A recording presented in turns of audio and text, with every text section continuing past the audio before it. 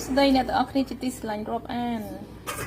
សុខសប្បាយអ្នកទាំងអស់គ្នាថ្ងៃអាទិត្យថ្ងៃនេះខ្ញុំធ្វើឆាទ្រូងមាន់សាច់មាន់ភ្លៅមាន់ជាមួយនឹងបន្លែគ្រប់មុខឥឡូវនេះខ្ញុំចាប់ផ្ដើមធ្វើការស្រុះបន្លែសិនហើយខ្ញុំមានបានបង្ហាញវីដេអូអ្នកទាំងអស់គ្នាពីរបៀបចិត្តបន្លែព្រោះខ្ញុំដឹងថាអ្នកទាំងអស់គ្នាចេះចិត្តបន្លែហើយគឺនឹងថ្ងៃការ៉ុតខ្ញុំដាក់3ចាត់ជាផ្កាអញ្ចឹងដូចហូបផ្កាអញ្ចឹងណាហើយបន្ទាប់មកខ្ញុំដាំទឹកកន្លះលីត្រដាក់អំបិលមួយចុងស្វាកាហ្វេដាក់ចូលទៅហើយស្រុះបន្លែហ្នឹងកាលណាយើងដាក់អំបិលស្រុះគឺបន្លែយើងពណ៌រក្សា color វានៅពណ៌បៃតងបានល្អហើយខ្ញុំធ្វើការស្រុះវា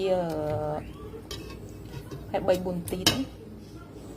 ហើយភ្លើងស្រុះដាក់ភ្លើង4បានតែទាំងអស់គ្នានេះភ្លើងតែ4នេះពួកឯងតែដាក់ភ្លើងខ្លាំងពេកគឺបាត់វីតាមីននិយាយទៅបើខ្ញុំវិញស្ទើរតែនៅឆៅមកមកញ៉ាំតែឆ្អិនអត់ចេះញ៉ាំទៀតតែនេះធ្វើមកឲ្យប្តីអត់ហ៊ានដាក់ខ្លាំងទេខ្លាចគាត់អត់ញ៉ាំអត់ខ្លាចដាក់ឲ្យវានៅឆៅពេកគាត់ញ៉ាំអូយក្តៅ